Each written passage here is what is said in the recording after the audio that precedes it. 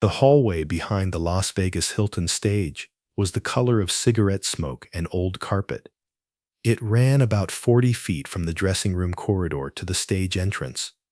And every night, sometime after 10:30, Elvis Presley would walk it alone. Not entirely alone.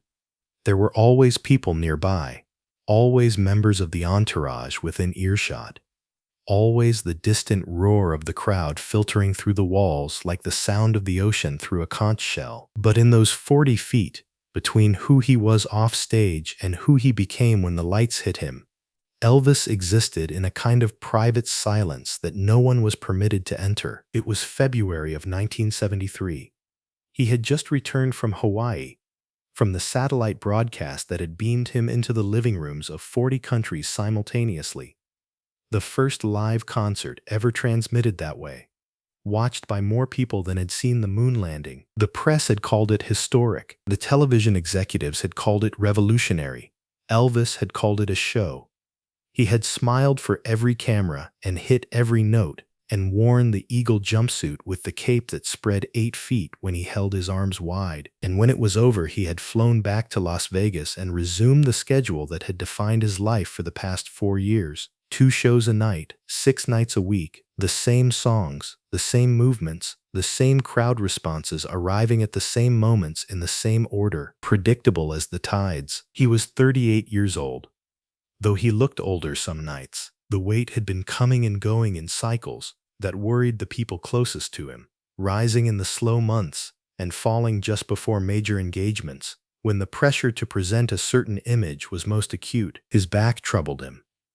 His sleep was fragmented. The medications that kept him functional had multiplied over the years in ways that no single doctor had full visibility into, each prescription addressing a symptom without addressing what lay beneath it. There were people around him every hour of the day, and he was, in the truest sense of the word, alone. On this particular evening, somewhere in the second week of February, something else was in the air. Las Vegas had the quality of always feeling like a rehearsal for something larger, a city permanently poised on the edge of its own excess.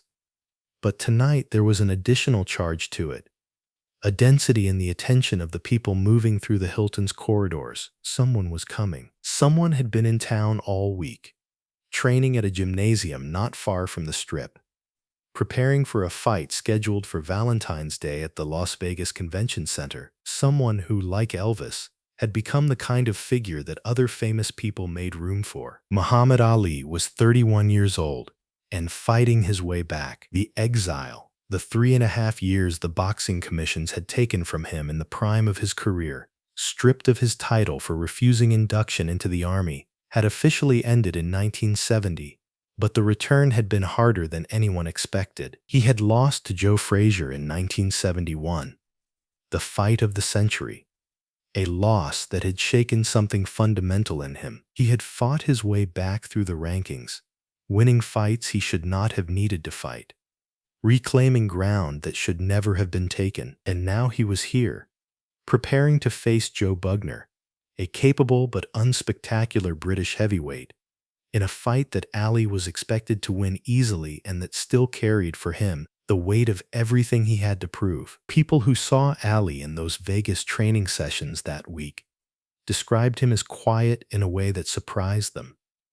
The public Ali, the one who recited poems and predicted round numbers and coined phrases that became part of the American language, was not entirely present. What was there instead was a focused man carrying something private, something that the performance of confidence existed to conceal. The boxing world watched him with a mixture of admiration and something almost like mourning, the way you watch a master craftsman working through an injury, aware of the skill, aware of the cost. The two men had met before. Las Vegas made certain things inevitable, and the gravitational pull of two figures of that magnitude in the same orbit was hard to resist. They had been introduced in the corridors of the Hilton on a previous engagement, had spoken briefly, had exchanged the kinds of pleasantries that famous people exchange when they recognize in each other the particular texture of a shared condition. But this meeting, arranged through intermediaries over the course of several days, was something different. Elvis had requested it. He had something to give. It had been in the closet of his dressing room for 3 days, wrapped in tissue paper inside a garment bag.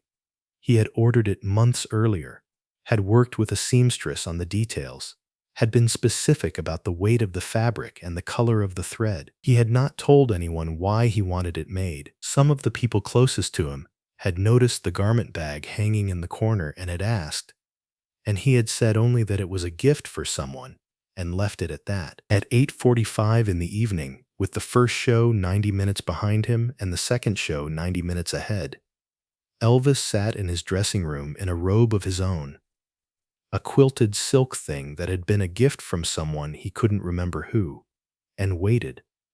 The room was full. Charlie Hodge sat in the corner with a guitar he wasn't playing. Red West was somewhere near the door.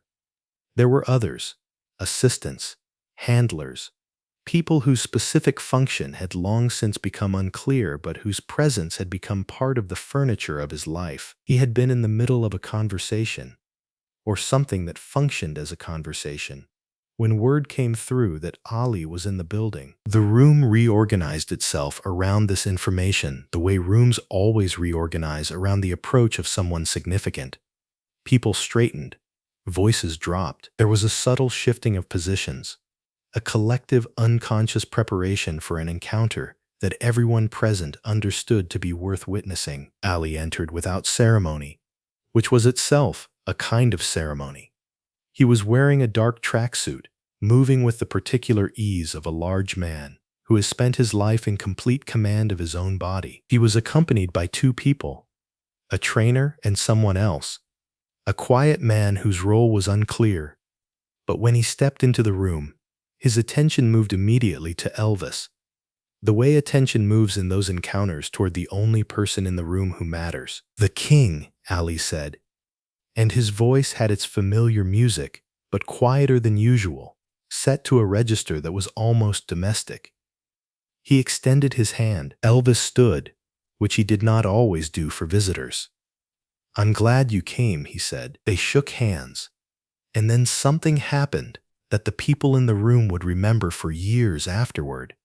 The rest of the room ceased to exist for both of them, not in a theatrical sense, not with any visible signal, just a quiet mutual withdrawal, the way 2 people conduct a private conversation in a crowded space by the simple act of looking only at each other. They sat. Someone brought chairs. The conversation began in the way that conversations between very famous people sometimes begin, with a kind of careful circling, each man taking the measure of the other's current state beneath the surface of the words being exchanged. They talked about Las Vegas, about the particular strangeness of a city that existed outside of ordinary time. They talked about what it felt like to perform for an audience that size, that intensity. Elvis performing for crowds that sometimes exceeded 2,000 people a show. Ali performing a version of himself in the weeks before a fight that drew cameras from 40 countries. "How do you do it?" Ali asked at one point, and the question was genuine, stripped of any rhetorical quality. "Every night, the same songs, the same room, the same people looking at you the same way. How do you make it mean something?" Elvis was quiet for a moment. The room was very still. "I don't always," he said. Ali looked at him. There was something in Elvis's face then, in the way the usual performance of ease had briefly fallen away, in the tired honesty that had surfaced in its place, that Ali seemed to recognize. He nodded slowly, as if this were an answer he had expected, and was grateful to hear said plainly. "I know about that," Ali said, quietly, without elaboration. They sat with that for a moment, the 2 of them, in the particular silence that passes between people who have spent their lives surrounded by noise and have learned, out of necessity, to hear what is said in the absence of it. Elvis stood after a moment and went to the corner of the room where the garment bag hung. He lifted it from the hook with a carefulness that made people notice.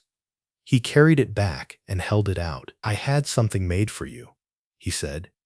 "Been working on it a while." Ali looked at the garment bag, then at Elvis, then took it. He unzipped it slowly. as slowly as a man opening something he already suspects might be important.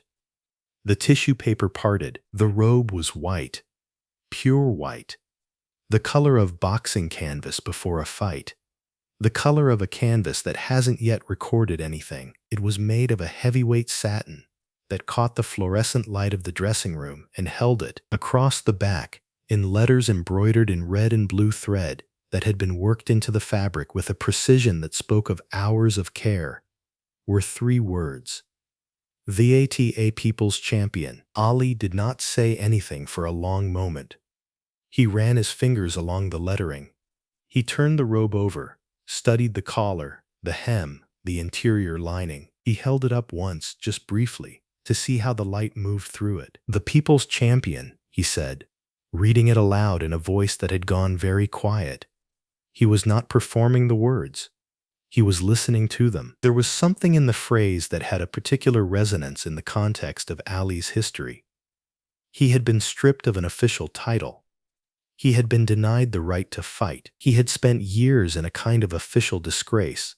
And in those years, the public, or a significant portion of it, particularly the young and the poor and the black, had continued to regard him as the champion in a way that the boxing commissions could not sanction and could not entirely suppress. The People's Champion was not an official designation.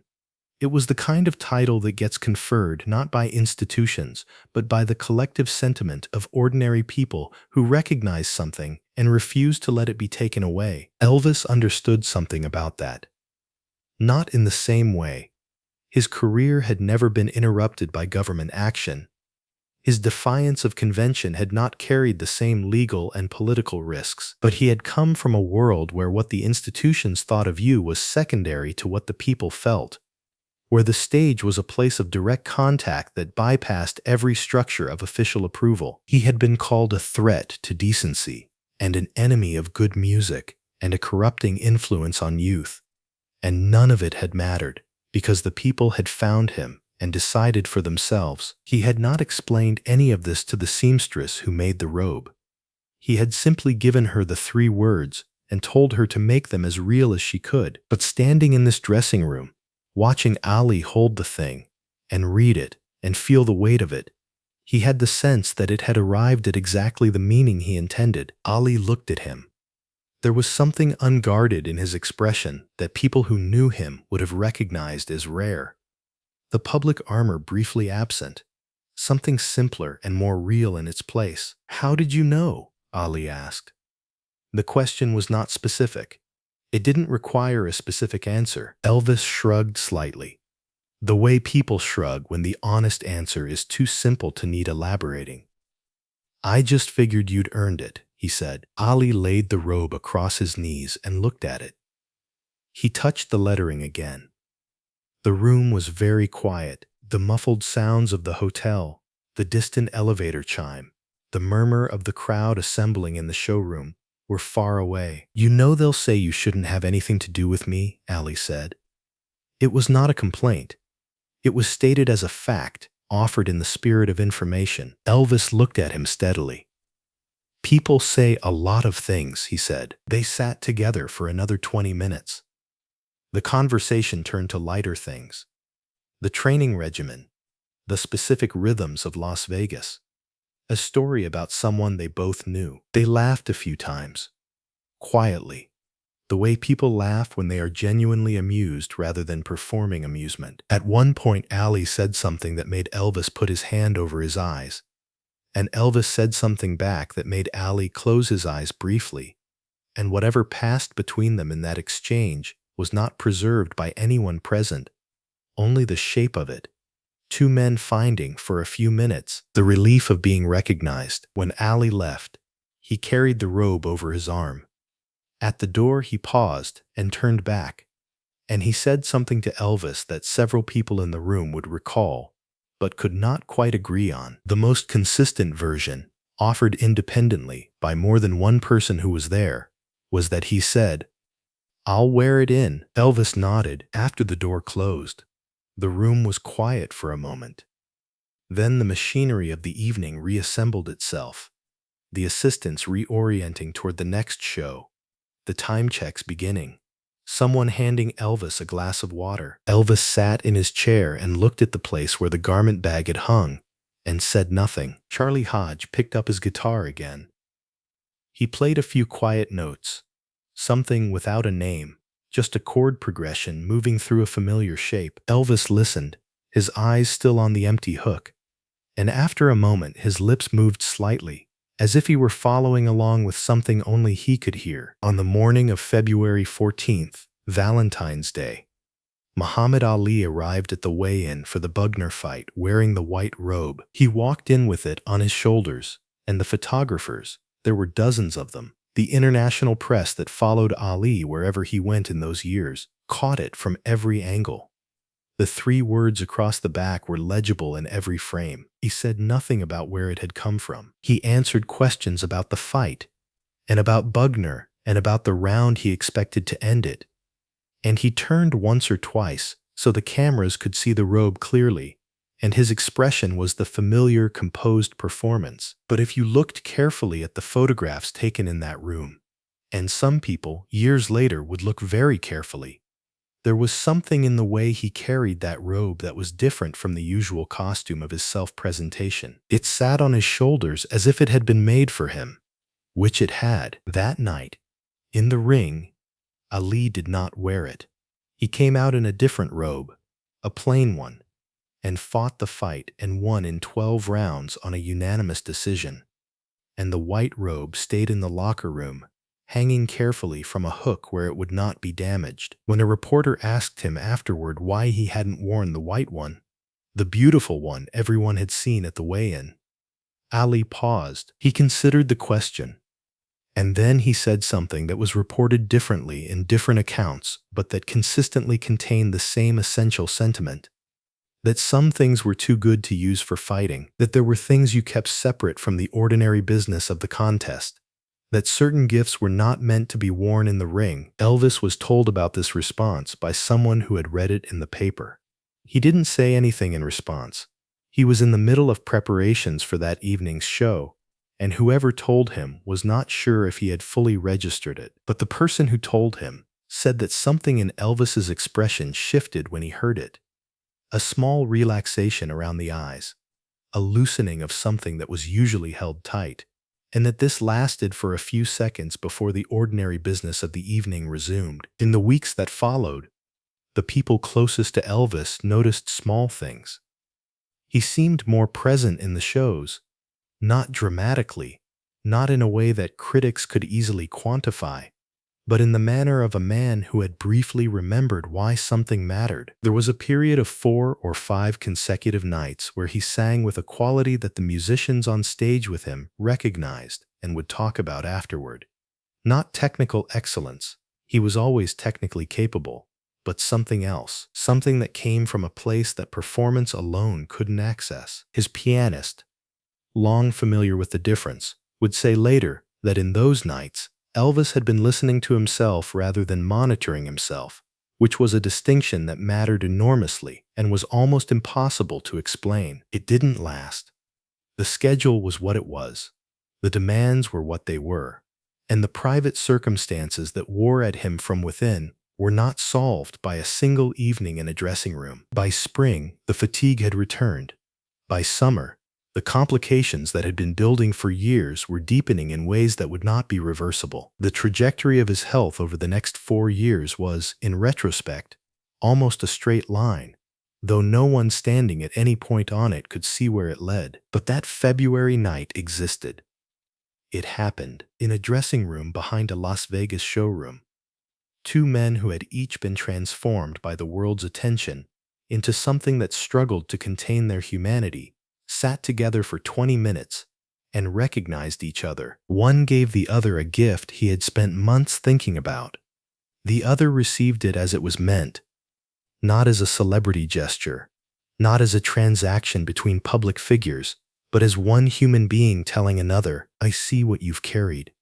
I see what they tried to take from you. Here is a name for what you are, in the estimation of someone who knows what it costs." Ali kept the robe. It was not displayed or sold or entered into any formal archive during his lifetime. People who spent time with him in later years occasionally saw it, hanging in a training facility, folded carefully in a bag being transported somewhere, draped over a chair in a room he was using temporarily. He was rarely asked about it directly, and when he was brief. It was from a friend, he would say, someone who understood. The word understood did a great deal of work in that sentence. Understanding, between two people who are famous at the level that Elvis and Ali were famous, is not a simple thing. Fame of that magnitude creates a particular kind of isolation. Not the isolation of being alone, but of being surrounded by people who cannot help seeing you through the lens of what you represent, rather than who you are. The crowd loves the image. The crowd needs the image.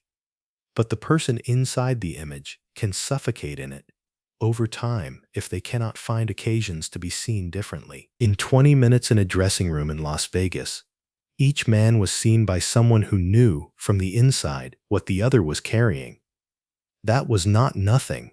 In the lives that each of them led, it was in fact quite rare. Elvis Presley died on August 16, 1977, at Graceland in Memphis, Tennessee.